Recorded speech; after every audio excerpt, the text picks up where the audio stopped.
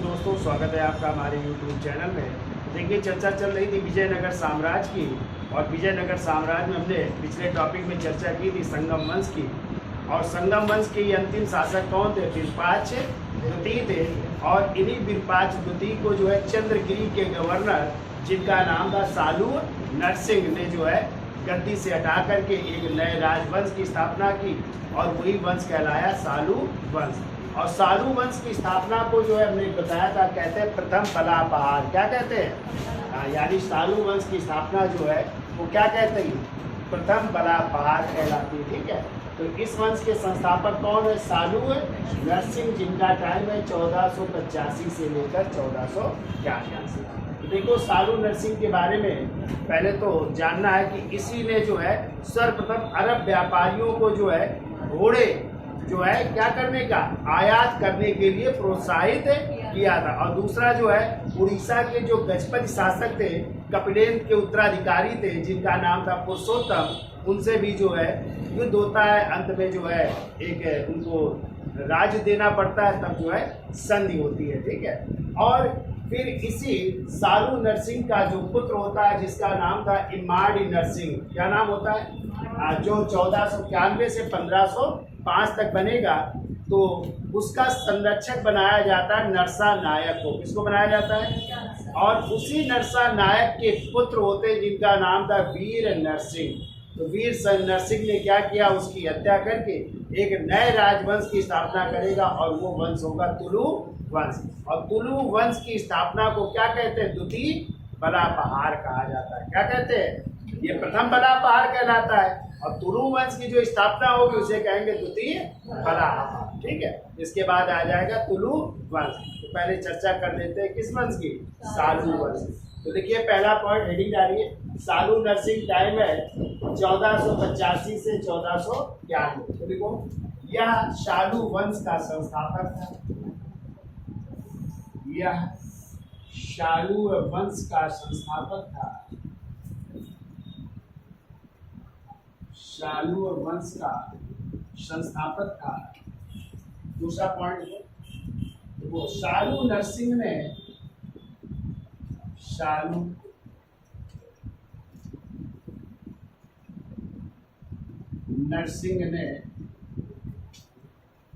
सेना को शक्तिशाली बनाने के लिए, सेना को शक्तिशाली बनाने के लिए, सेना को शक्तिशाली बनाने के लिए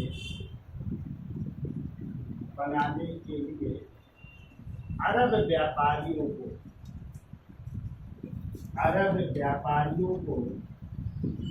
अधिक से अधिक,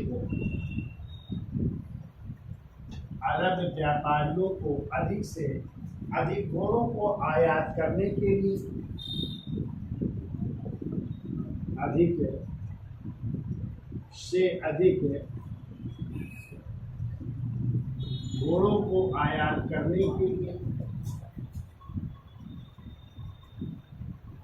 घोड़ों को आयात करने के लिए प्रलोभन दिया है। करने के लिए प्रलोभन दिया कि आप जो है अधिक से अधिक क्या करिए? घोड़े आयात करिए। क्योंकि अरब के घोड़े उस समय अच्छे माने जाते थे। जैसे हमने बताया था पीछे, फ्रांस से भी घोड़े आयात किए जाते थे, अरब से भी आयात किए जाते थे। तो यहाँ के अच्छी नस्ल के घोड़े होते थे। ठीक है, इनको प्रोत्साहित किया कि आप जो है घोड़े आयात करिए, और हम सेना में इनको रखेंगे, इन घोड़ों को। ठीक है, दूसरा पॉइंट लिखिए। देखो, इसके समय उड़ीसा के गजपति शासक, उड़ीसा के गजपति शासक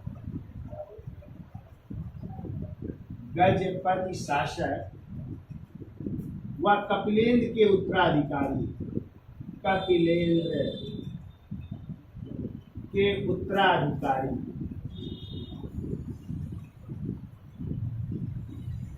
और उसका नाम था पुरुषोत्तम। कपिलेंद्र के उत्तराधिकारी पुरुषोत्तम ने सालू नरसिंह को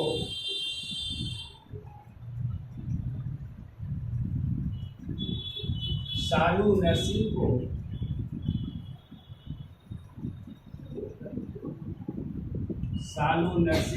उदयगिरी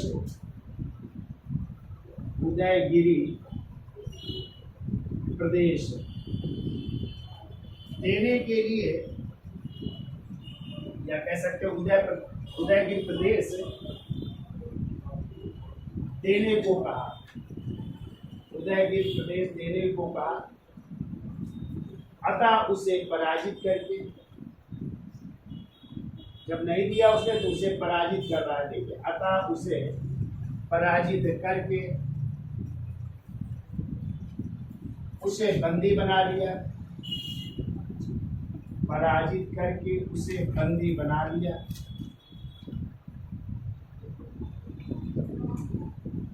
पराजित करके उसे बंदी बना लिया। अतः उदयगिरी प्रदेश देने, उदयगिरी प्रदेश देने व माफी मांगने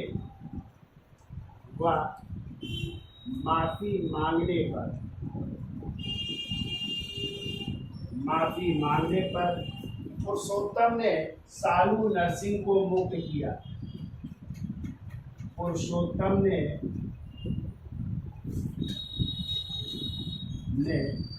शालू नरसिंह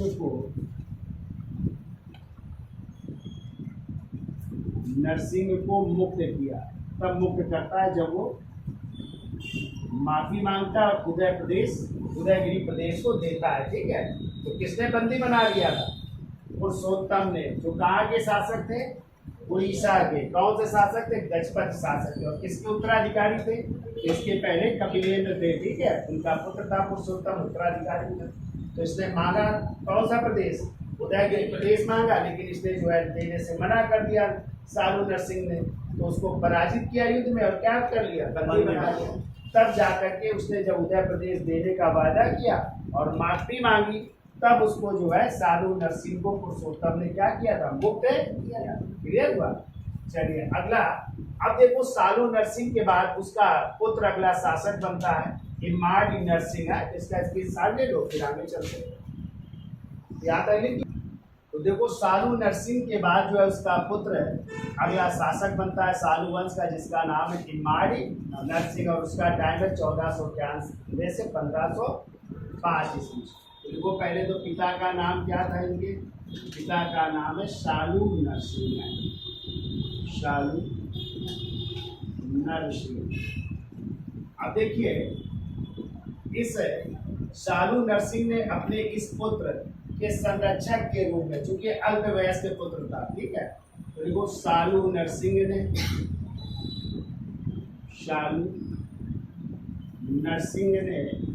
अपने अल्पवयस्क पुत्र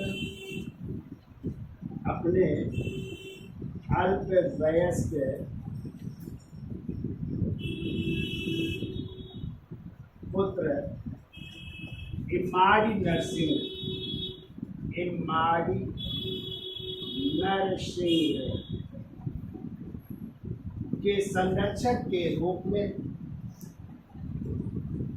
इमाड़ी नरसिंह के संरक्षक के रूप में किसको नियुक्त किया? नरसा नायक को नियुक्त किया। ठीक है, और इसी नरसा नायक के पुत्र वीर नरसिंह ने, और इसी नरसा नायक के पुत्र वीर नरसिंह ने 1505 ईस्वी में 1505 ईस्वी में इमाड़ी नरसिंह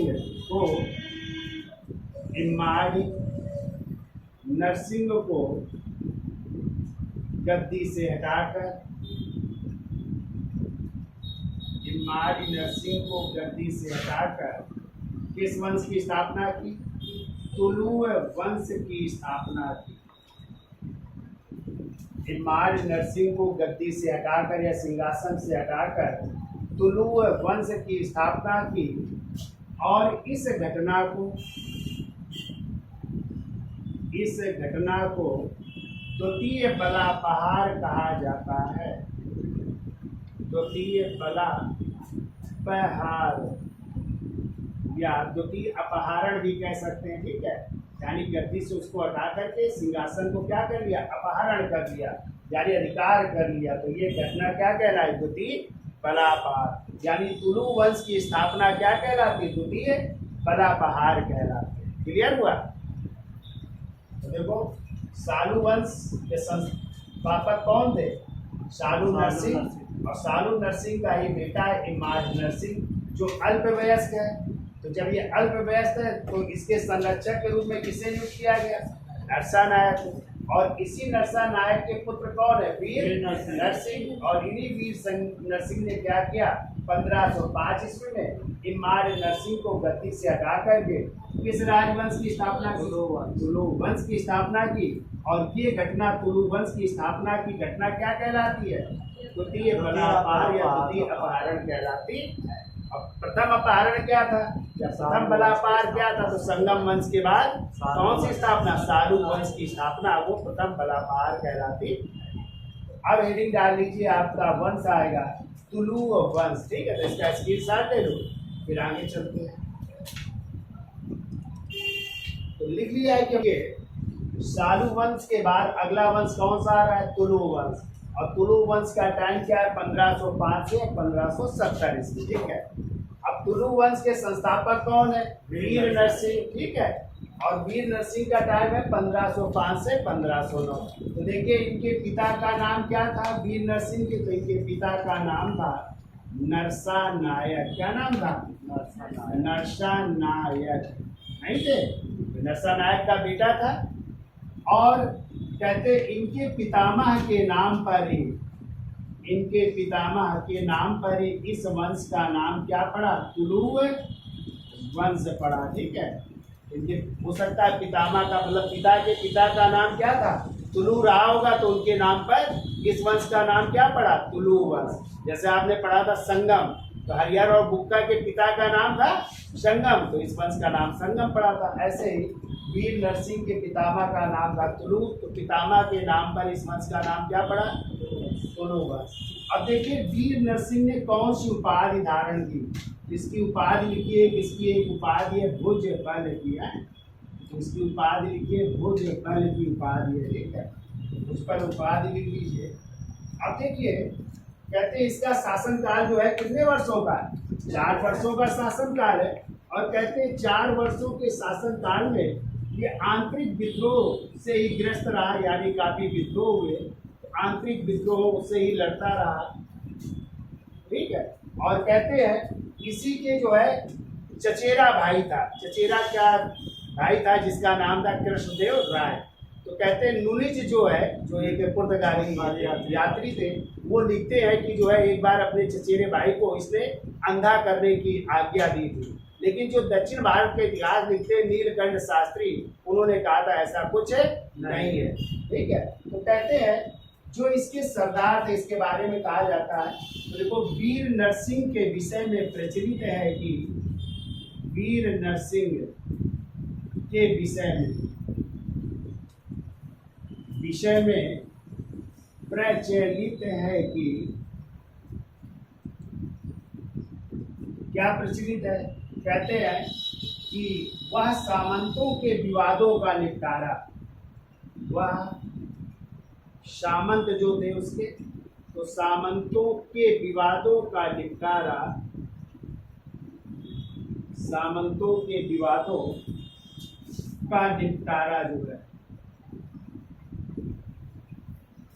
द्वंद्व युद्ध से करता था। किससे करता था, द्वंद्व युद्ध के माध्यम से करता था, ठीक है। द्वंद्व युद्ध के माध्यम से करता था, युद्ध के माध्यम से करता था। और कहते थे इस द्वंद्व युद्ध में जो विजेता होता था उसको जो है उपहार स्वरूप कन्याएं भी भेंट करता था। क्या भेंट करता था, कन्या भेंट करता था, लड़की भेंट करता था, खूबसूरत महिला को भेंट करता था जो जीत जाता था। तो इसके विषय में ये प्रचलित है। क्या लिखा, वीर नरसिंह के विषय में प्रचलित है कि वह सामंतों के विवादों का निपटारा किससे करता था, द्वंद्व युद्ध के माध्यम से करता था। और योग योद्धाओं को, और लिखो, और योग्य योद्धाओं को, योग्य योद्धाओं को सुंदर कन्याएं भेंट करता था। सुंदर कन्याएं भेंट करता, सुंदर कन्याएं भेंट करता, ठीक है। सम्मानित करता था, सुंदर कन्याएं सौंप कर क्या करता था? सम्मानित। हाँ, ठीक है, तो ठीक था उस समय है। जो बलशाली होगा उसको सुंदर कन्याएं मिलेंगी, ठीक है। हाँ, जैसे आजकल आप लोग पढ़ोगे अच्छे से, नौकरी पाओगे तो सुंदर कन्याएं मिलेंगी, नहीं तो हाँ शादी भी नहीं होगी, ठीक है। चलिए, अब इसके बाद जो है वीर नरसिंह के बाद जो है उसका छोटा भाई, जो कि चचेरा भाई भी है या सौतेला भाई कह सकते हैं, और उसका नाम है कृष्णदेव राय, जो पूरे तुलु वंश का ही नहीं, पूरे विजयनगर का सर्वाधिक शक्तिशाली शासक है। और किसका समकालीन है? मुगल बादशाह बाबर का समकालीन है। और बाबर ने जो अपनी आत्मकथा लिखी है, कौन सी? हुजूम के बाबरी या बाबरनामा या वाक़ियात बाबरी, उसमें जिन दो हिंदू राजाओं का उल्लेख किया है उसमें एक कौन थे? कृष्णदेव राय। और इसके अलावा उन्होंने मेवाड़ के शासक राणा सांगा का भी उल्लेख किया है। तो अगला शासक है कृष्णदेव राय, जिसका टाइम है 1509 से लेकर के 1529 ईस्वी तक। इसका स्क्रीनशॉट ले लो, फिर आगे चलते हैं। हाँ, तो देखिए, वीर नरसिंह के बाद उनके भाई कौन? कृष्णदेव राय अगले शासक बन रहे, ठीक है। तो देखो, कृष्णदेव राय के पिता का नाम क्या था? तो देखो, पिता का नाम था नरसा नायक। वीर नरसिंह के पिता का नाम था, वो इनके पिता का नाम था, तो नरसा नायक पिता का नाम था। माँ का नाम आ जाए तो माँ का नाम था नागला देवी। क्या नाम था? नागला देवी नाम था। और अपनी माँ के नाम से क्या बसाया था उसने? नगर भी बसाया था ना, नागला नगर। और पत्नी का नाम क्या था? तो पत्नियों के कई नाम मिलते हैं। एक तो विमल देवी नाम था, विमल देवी नाम था। एक का नाम था चिन्ह देवी, चिन्ह देवी। और एक का नाम था हासपेट, और इन्हीं के नाम पर उसने हासपेट नगर भी बसाया था, ठीक है। तो ये पत्नियों के नाम हो गए, विमल देवी, चिन्ह देवी और हासपेट। इनके राजगुरु का नाम था व्यासराज, राजगुरु थे व्यासराज नाम थे, ठीक है। अब इनकी उपाधियां देखो बहुत पूछी जाती है, उपाधि लिखो, बहुत सारी उपाधियां हैं इनकी। तो इनकी उपाधि आंध्र भोज, आंध्र भोज, अभिनव भोज, अभिनव भोज, आंध्र पितामह, आंध्र पितामह, यमन राज स्थापनाचार्य, यमन राज स्थापनाचार्य, कृष्णराव मकाकाव। तो इस तरह बहुत सारी उपाधियां थी। आंध्र भोज, अभिनव भोज, आंध्र पितामह, कृष्णराव मकाकाव, आंध्र पितामह, यमन राज स्थापना चार है। और था विष्णु चित्त भी थी, विष्णु एक और कई उपाधियां थी, विष्णु चित्त भी थी। तो ये इनकी उपाधियां, ठीक है। अब देखो, इनका राज्याभिषेक कब हुआ था? तो राज्याभिषेक हुआ था जन्माष्टमी के दिन, ठीक है। तो राज्याभिषेक होता है 8 अगस्त 1509 को, 8 अगस्त 1509 को। और इस दिन पड़ा था जन्माष्टमी का दिन था, कृष्ण का जन्म दिवस था। जन्माष्टमी के दिन इनका राज्याभिषेक हुआ था, ठीक है। याद हो जाएगा। पिता का नाम क्या था? नरसानायक। माँ का नाम नागला देवी। पत्नी का नाम विमल देवी, चित्र देवी, हास्पेट, राजगुरु व्यासराज, उपाधिया आंध्र भोज, अभिनव भोज, आंध्र पितामह, यवन राज, स्थापनाचार्य, कृष्ण राव, मकाकाव और विष्णु चित्र। राज्याभिषेक होता है 8 अगस्त 1509 को जन्माष्टमी। देखिए कृष्णदेव राय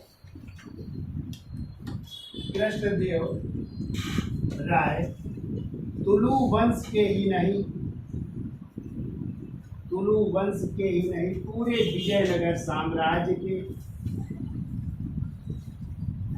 विजयनगर साम्राज्य के सर्वाधिक शक्तिशाली शासक थे।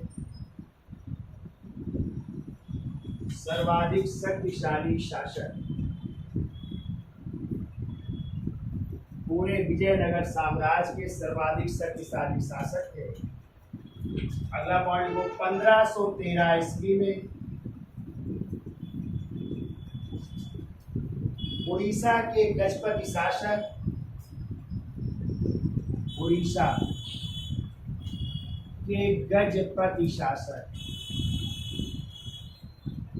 और उनका नाम था प्रताप रुद्रदेव को पराजित कर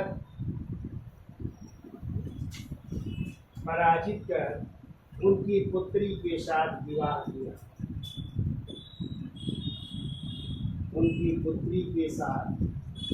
विवाह भी हो रहा है, ठीक है। तो उड़ीसा के गजपति शासक कौन है? प्रताप रुद्रदेव। इसके पहले पुरुषोत्तम थे, ठीक है। अब कौन हो गए? प्रताप रुद्रदेव को पराजित कर उनकी पुत्री से विवाह किया।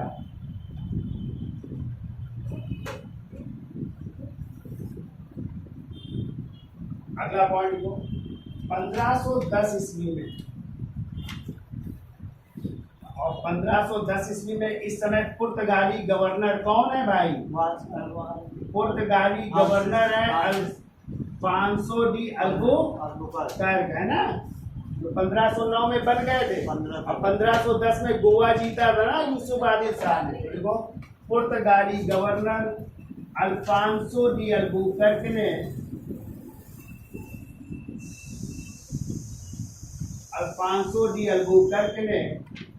फादर लुई को, एक पादरी थे जिनका नाम था फादर लुई को कृष्णदेव राय के दरबार में,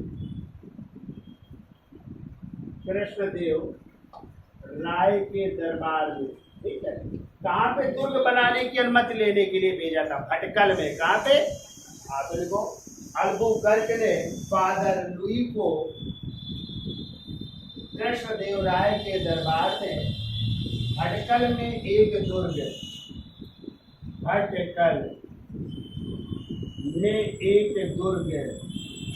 दुर्ग का मतलब कारखाना भी कह सकते हैं या फैक्ट्री कह सकते हैं। तो देखो दुर्ग या कारखाना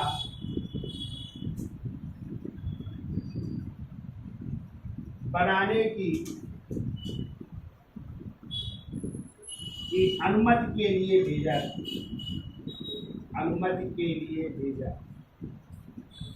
तो इनको अनुमति मिल जाती है इनसे, ठीक है, कि आप जो है कारखाने या दुर्ग का निर्माण कर सकते हैं, ठीक है। इसका स्क्रीनशॉट ले लो, फिर आगे चलते हैं। तो देखिए अगला पॉइंट को देखो, कृष्णदेव राय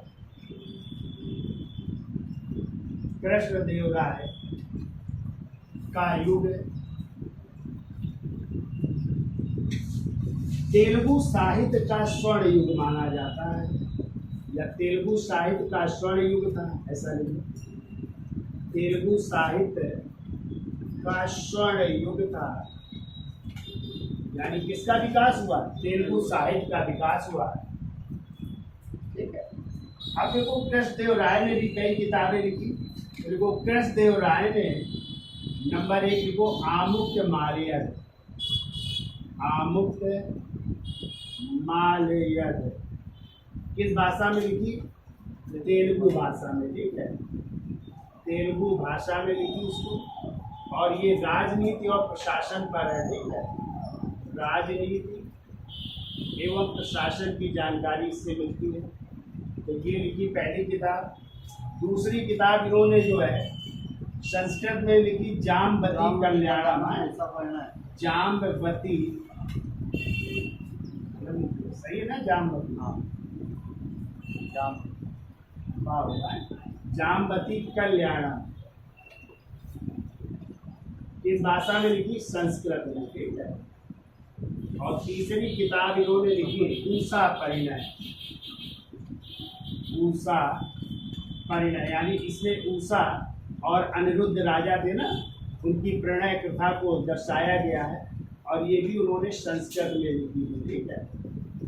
तो क्या लिखा, कृष्णदेव राय ने तेलुगु भाषा में आमुक्तमाल्यक तथा संस्कृत में जाम्बवती कल्याणम और ऊषा परिणय नामक ग्रंथ की रचना की।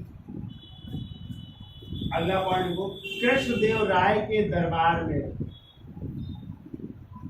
कृष्णदेव राय के दरबार में कौन निवास करते थे? अष्टदिग्गज। अष्टदिग्गज निवास करते थे। और अष्टदिग्गज क्या थे? 8 तेलुगु कवि थे, ठीक है। 8 तेलुगु कवि थे। पूछा जाता है अष्टदिग्गज कौन थे, तो 8 तेलुगु कवि थे। और अष्ट प्रधान आ जाए तो शिवाजी के मंत्रि परिषद के सदस्य। कृष्णदेव राय के दरबार में अष्टदिग्गज यानी 8 तेलुगु कवि निवास करते थे, जिनमें कौन प्रमुख थे? वो प्रमुख थे इस समय पेडन्ना। कौन थे? पेडन्ना। और पेडन्ना ने किताब लिखी मनुचरितम। कौन सी लिखी है? मनुचरितम के लेखक भी हैं, ठीक है। दूसरे रहते थे तेनाली राम। का नाम सुना है? तेनाली राम की कहानी आप लोगों ने पढ़ी होगी, ठीक है। और तेनाली राम की पुस्तक है पांडुरंग महात्म्य। कौन सी है? पांडुरंग महात्म्य।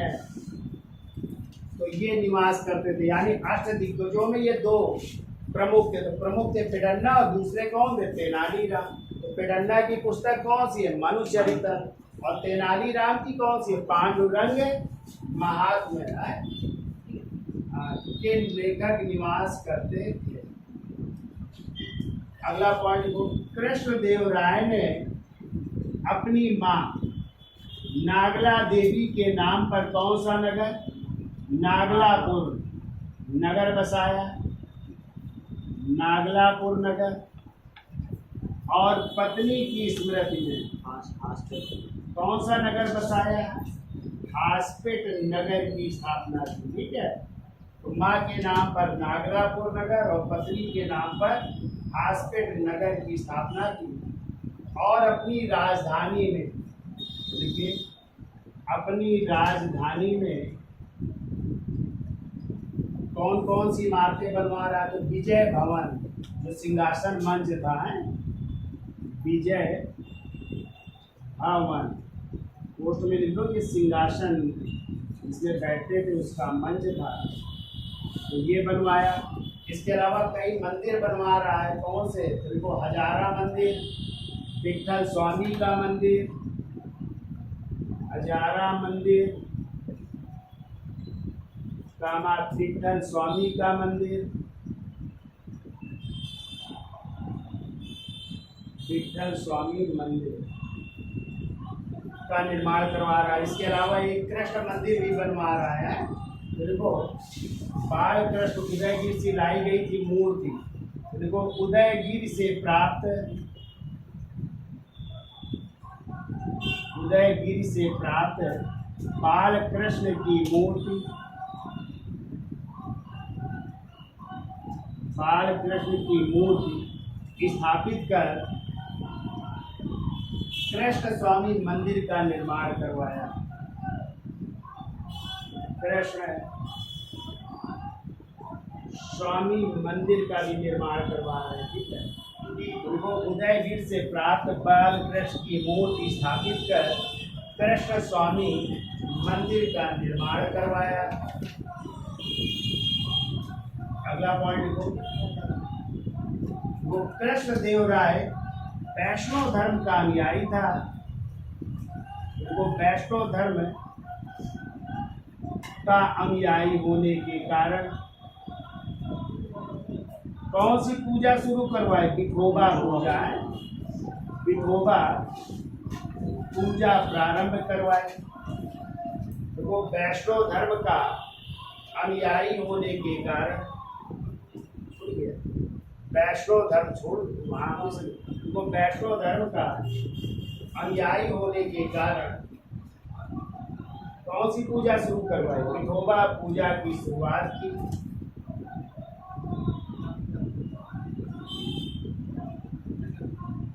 अब देखो इसके शासनकाल में पुर्तगाली यात्री भी आए थे। देखो कृष्णदेव राय के शासनकाल में पुर्तगाली यात्री,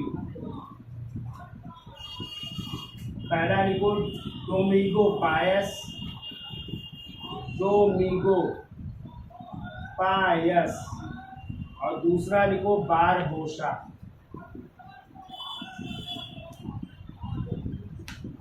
देखो कृष्णदेव राय के शासनकाल में पुर्तगाली यात्री डोमिंगो पायस और बारबोसा ने भारत की यात्रा की, और बारबोसा ने सती प्रथा का उल्लेख किया है, और बारबोसा ने इसका उल्लेख किया, सती प्रथा का उल्लेख किया है। ठीक है। फिर हमने आपको बताया था कि मुगल बादशाह किसने? बाबर ने अपनी पुस्तक बाबरनामा में इसका उल्लेख किया, कृष्ण देव राय का उल्लेख किया है। कहा है कि उस समय के महानतम शासकों में कौन थे? कृष्णदेव राय थे। और एक पॉइंट और याद रखिएगा कि कृष्णदेव राय के दरबार में शुद्धाद्वैतवाद के संस्थापक कौन है भाई? शुद्धाद्वैतवाद के संस्थापक है वल्लभाचार्य। कौन है? तो कहते हैं वल्लभाचार्य भी उस समय के लिए इनके दरबार में गए थे। ठीक है, यानी इनके दरबार से संबंधित थे, उस समय के लिए इनके दरबार में भी गए थे। कौन? वल्लभाचार्य, जो किसके संस्थापक है? शुद्धाद्वैतवाद के संस्थापक उस समय के लिए। ठीक है। और 1529 में कृष्णदेव राय की क्या हो जाएगी? मृत्यु। तो कुछ समय के लिए शासक एक बनेंगे, इनका बेटा बनेगा, और फिर शासक बनेंगे इनके चचेरे भाई, जिनका नाम था अच्युत देव राय। अगले शासक वो बनेंगे, जिसका स्क्रीनशॉट ले लो, फिर आगे चलते हैं।